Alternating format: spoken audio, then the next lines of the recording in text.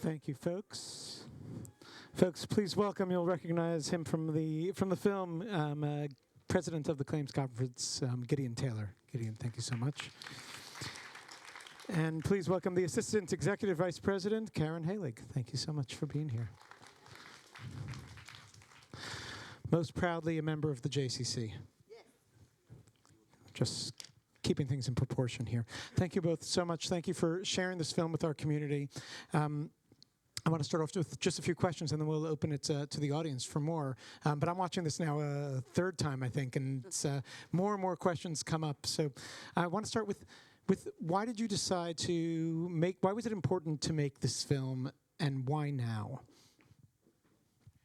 Well, this year, as is known, is the 70th anniversary since the signing of the Luxembourg agreements. And we felt it was, a lot of people didn't know about it, and most importantly, that people know survivors who receive compensation, and we think that that's always been like that, and we really didn't realize this was unprecedented. When this was done in 1952, it was really groundbreaking. And the other important factor is, as you saw in the movie, it was very, very important for us to have survivors give their perspective on this. And we thought we just couldn't wait. So this was the right year, and it was very important that it be seen in its historical international context, but importantly in the personal context for survivors. And what are you hoping the impact on audiences? You're taking this film around. It was just screened in London, and it's screening around the world and around the U.S. What are you hoping to do with that impact? What are you hoping an audience member does after they leave this place? I think what we would like is for people to realize the importance of survivors, that we all have an obligation that was started in 1952, I think, and continues to this day, because I still participate in negotiations with the German government. And I think in the film they say that the negotiators felt the ghosts of the 6 million in the room with them. And we feel this burden today and this responsibility to survivors. And we would like everybody, not just us, but the whole Jewish community and the world community, to really understand the importance of helping survivors for the rest of their lives. I think what comes out from this, in some ways, I think the movie shows us heroes who negotiate, who thought, who planned, who negotiated. But I think what it also shows is that the real heroes are Holocaust survivors. And we're joined today. I had a chance to chat with Ilana Yari, who's a Holocaust survivor. Many Holocaust survivors have seen the film. And I think, as you heard them say, for many of them, it's not about the money. And that's what's so hard with reparations generally. And this film, money, 100 million, 300 million, 500 million, but there's a lot of talk about money, huge needs of money. But ultimately, I think what the film brings out, that this is about acknowledgement, about memory, about history, about understanding.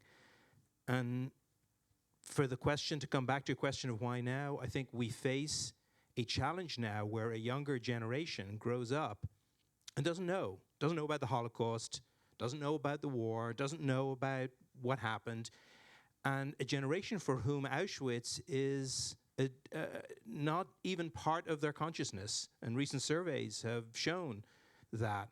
And I think this film and other efforts of Holocaust education are about trying to capture what happened, to educate a younger generation about the complexity, about the difficulty. It wasn't simple. It wasn't just go negotiate.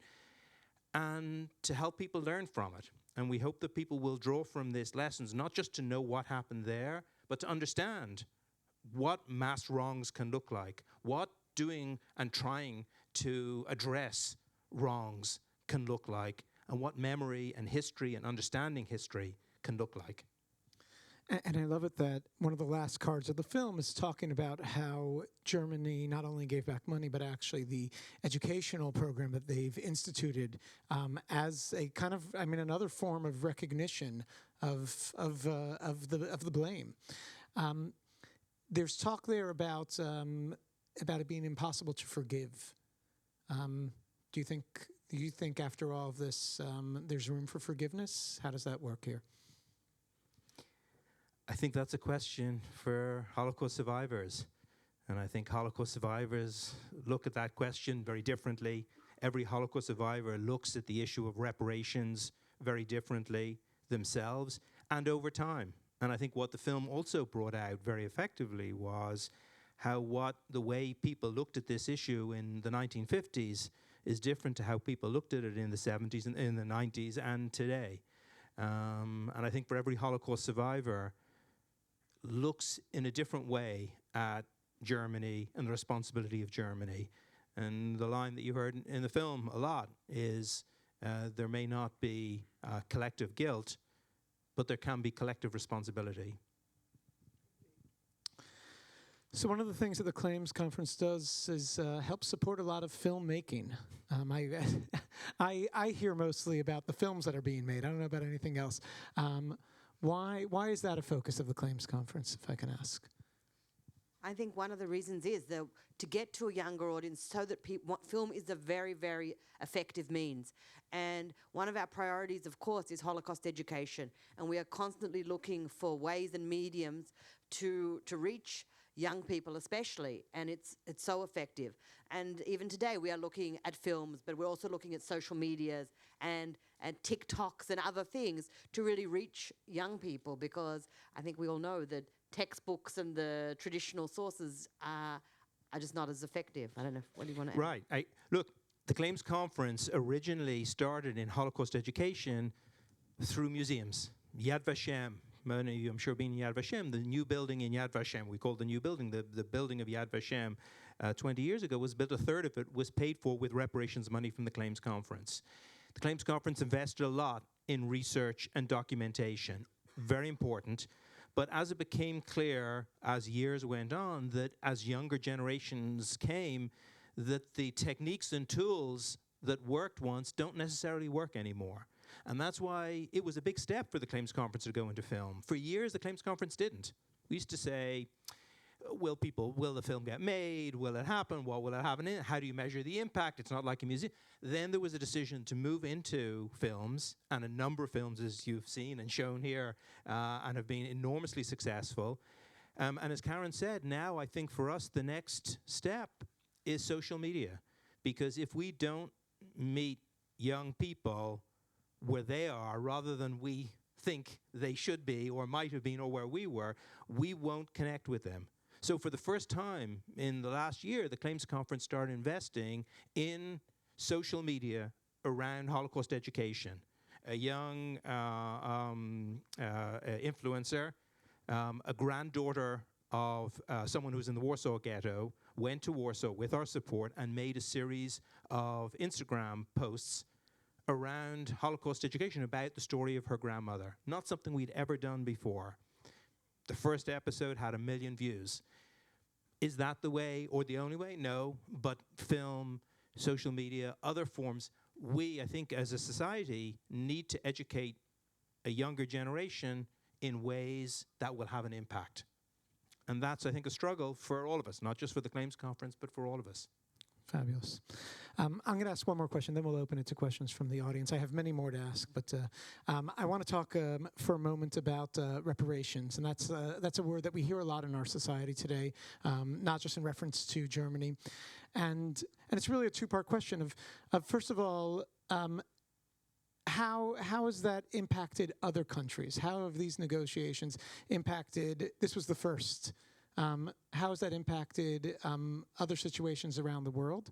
And how do these negotiations continue after these first negotiations? I'm sure there's you could have a sequel to this movie of just all the other negotiations that go on to this very day, I assume. I think that the negotiations, they do continue. They continue every year. And we always have, as our foremost concern is survivors, and survivors are having increasing needs as they age, and it's imperative on us. It's our obligation to continue that. So we have ongoing negotiations with the German government, and these negotiations they're not easy. it's a different atmosphere from what there was in the 1950s, but nobody goes and, it's definitely hard fought. And we're very, very lucky. Since I've been involved and Gideon's been involved, we've always had a lot of survivors on our negotiating delegation. And that has been a critical help for us. When a survivor sits across the negotiating table from the German government and is able to look into their eyes and talk to them from what they experienced and from their life today and what their friends are experiencing as they age, that made a huge impact. And we will continue to have these negotiations, and I believe that Germany is committed to continue them. We just had a ceremony just a month ago, and I think the German government, I don't know what your opinion is, expressed their commitment to this ongoing negotiations with the claims conference. Yeah, the Chancellor spoke very forcefully. I think it's become part of the accepted political principles in Germany, across most of the political spectrum in Germany. And that we've gone back year after year. And I think that initial decision was a very hard decision. And each time it's a hard decision to accept this and that there's somebody who's not eligible. But the approach of the Claims Conference has always been an incremental one. Take now, let's help those that we can, and we'll come back to advance, to go wider, to go deeper, to include more survivors, to include home care, and now, most recently, to include Holocaust education. This is a process, and it doesn't have an ending, and it has no end date. The Holocaust was unique in human history, and I think the response to it of reparations is, and has to be, and will be unique also. So are there other examples of other countries who have also included this model? So around the Holocaust issues, there have been negotiations with the Swiss banks and others around Holocaust issues. None quite the same, because obviously the Reich was the Reich. Other areas, fields, the issue of Holocaust reparations has become a model that's been looked at by other countries and in other situations. And it's interesting, I teach a course in reparations, and often when I look at the literature around other countries, and in other situations, they look back to the history, to this story, to the Luxembourg agreements. And I think that this story is groundbreaking and was groundbreaking and transformative, not just for the Jewish world, not just for Israel, but for society. And I think we hope that the lessons that come, that this movie will help educate people, and that also the Holocaust education that comes out of these negotiations are ones that will bring lessons not just about the Shoah. And the social media, one of the social media campaigns the Claims Conference started was called, It Started with Words. The idea that the Shoah did not start in Auschwitz and in Treblinka. It started on the street with things that people said. And that's something that a younger generation needs to learn. Not just the facts about the Holocaust, important as they may be, but what are the lessons that we can draw and learn from it? We have some hands up, and we'll pass the microphone around. Thank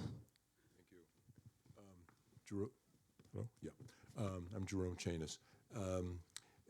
With the shift of in the center of gravity from the survivors to the 2Gs and the 3Gs, and at the same time, the new government, not so new anymore, in Germany, which is a sea change from the Angela Merkel government, what specifically is on the table in the negotiations, and how do these two major changes have an impact on what's going on the table? Oh, that's a good question. Well, I think the first thing is that while there is a different government in Germany, the new government under Chancellor Scholz is just as committed as what we've seen previously. And when we talk about survivors, the needs of survivors are still great, and there will be for a number of years to come, because whilst many survivors are unfortunately passing away, other survivors that were not well before become unfortunately older and need assistance. So the needs of survivors are our priority, and that need will be there. And thank goodness we know many survivors who today are well and able to look after themselves, but those survivors in the future may not be. So for the foreseeable future, survivors will still be the priority of the Claims Conference. But as Gideon said, this year was the first year we had a groundbreaking agreement of the German government to support Holocaust education. So this is also something new that that we're just starting. From the claims conference has been doing it, and we talked about Yad Vashem. Half of the original funding from Yad Vashem in 1953 was from the money that the claims conference got at Luxembourg. The claims conference has been doing it with its own funds for decades, but this is the first time the German government is supporting this. We have a question right here in the middle. First thing I want to say thank you for the film, and more importantly, I am beyond grateful to the Claims Conference. They helped my parents till their dying days, and especially as they got older, it was just amazing. But you brought out in the film very briefly about the woman Rosie, how she was denied. And I remember as a child, I was literally about 6 or 7, my mother got denied almost 3 times, and how heartbreaking it was.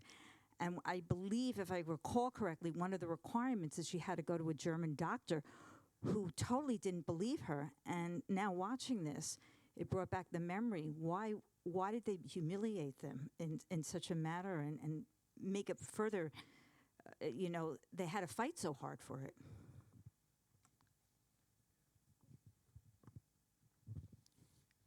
Well, the initial legislation by the German government was exactly, you had to show that the Germans had very strict, narrow requirements. However, when the Claims Conference had the opportunity to have new programs from 1980 onwards, we insisted that rather than the decision being made by the German government, it's made by the Claims Conference. And that was extremely hard for us, because whilst we have strict requirements, which allow us to say yes, it also requires us to say no when we have to. But it allowed us to have a process that really we wanted to help survivors. Previously, survivors had to bring evidence for themselves. Now a survivor applies, and we make research, and we help the survivor with the claim. So the process changed dramatically in the 1980s. But I think it goes back to what Gideon said before. There were certain very difficult decisions that had to be made in the 50s. Do we accept this, even with its difficulties and press for it to be better? So we decided to take what we could and press to change it, but as soon as we could. And in fact, during the whole 1950s and 60s, we tried very hard, pressuring all the time to make a better program. And when we could make changes, we did. We have a question over here. First, thank you for making this incredible film, particularly showing how difficult it was to really get the Germans to want to give reparations, and how the German population was so against it. I think that one of the important things about the reparation, even though it doesn't take away the pain, the suffering, the losses, is that it gives Holocaust survivors the validation for their pain and their suffering. And I do a lot of work with Native Americans, with African Americans, and they have never been validated, and frankly are very jealous that the Jews during the Holocaust have gotten this validation.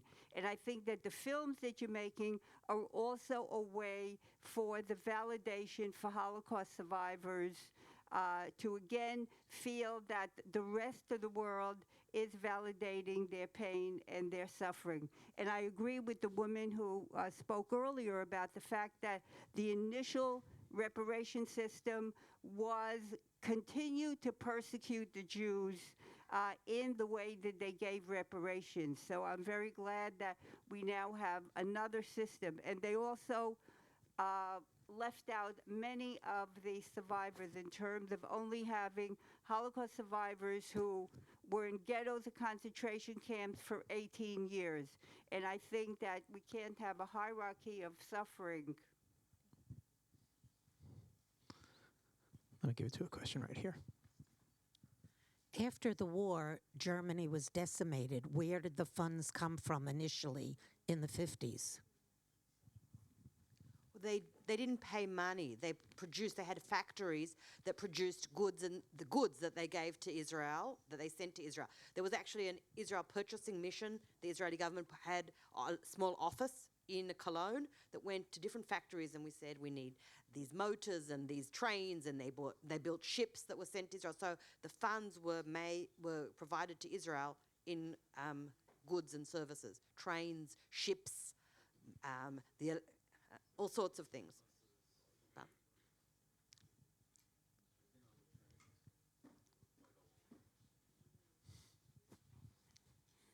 Hi, thanks for the film. My mother was actually a survivor from Lvov, and she was always curious. 3 million and some Jews were killed and their property taken over there. And I think there's been very little movement in Poland coming to terms with that. I mean, there must be, I don't know, hundreds of thousands of Poles living in stolen German Jewish property. Wondering how much Claims Conference can affect that. The sister organization of the Claims Conference, called the World Jewish Restitution Organization, has fought for restitution in countries, in all countries in Eastern Europe, with varying degrees of success. And Poland, really alone among the countries of Eastern Europe. Most countries took some kind of measures after the fall of communism. Sometimes it was a symbolic payment, a symbolic for restitution for property or acknowledgement. In Poland alone, never passed any legislation. And there was drafts, and a few times I met with probably 4 different Polish prime ministers. And at each time, yes, and we want, etc. But Poland stands out, and I think will continue to stand out, and will, for the Jewish world, I think until Poland addresses the issue of reparations, I think this is always going to be an open issue in the relationship between the Jewish community and Poland. We're going to take one last question. I saw a hand over here. Thank you very much. First, I want to say thank you for the film, a remarkable film, and I hope it will be seen by many, many people all over the world. It's such an important story. It's a very personal story to me, in the sense that in my youth, in my younger days, I knew Nachum Goldman very well and his widow Alice. I knew them very well. I live part of the year in Germany. I have a German passport. I have a Jewish background. I engage with Germany a great deal to this day. The gentleman in part asked the question that I think matters to me. I also had the opportunity to talk to Wolfgang Schäuble on many occasions on all these different issues. There is the question, of course, of reparations. There's also the question of moral reckoning. And this is really what disturbs me. I think, having spent so much time in Germany in the last 30 years, that the Germans genuinely, it remains to be seen whether they succeeded, but they wrestle with these issues.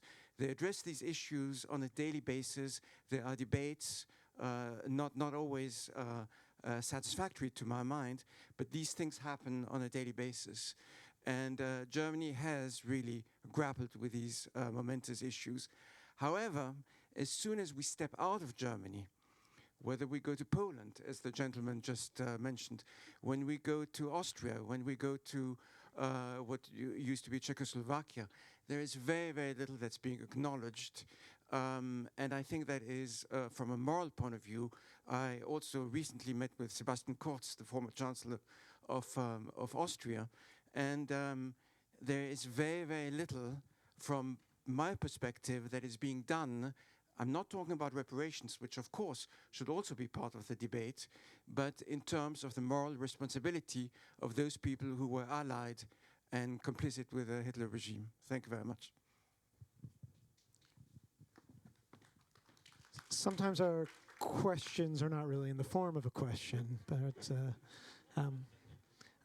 is there anything that's being done in terms of kind of some of these statements have been made towards making this a more perfect situation?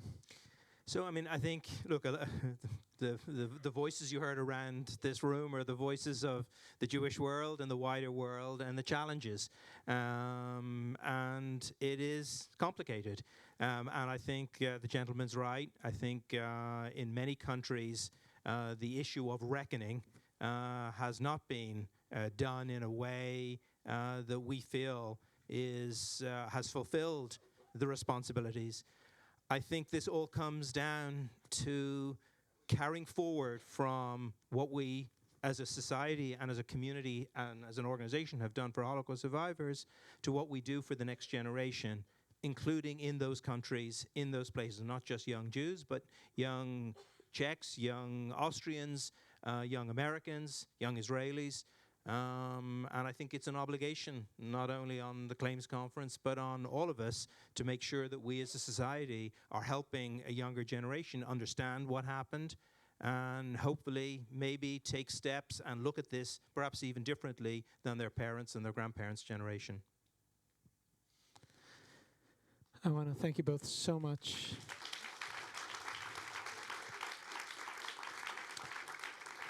Thank you again to Dalia Itzik for her beautiful opening words. An honor to have you here. Thank you so much. Thank you all for coming. Have a happy Thanksgiving and stay warm. Have a good night.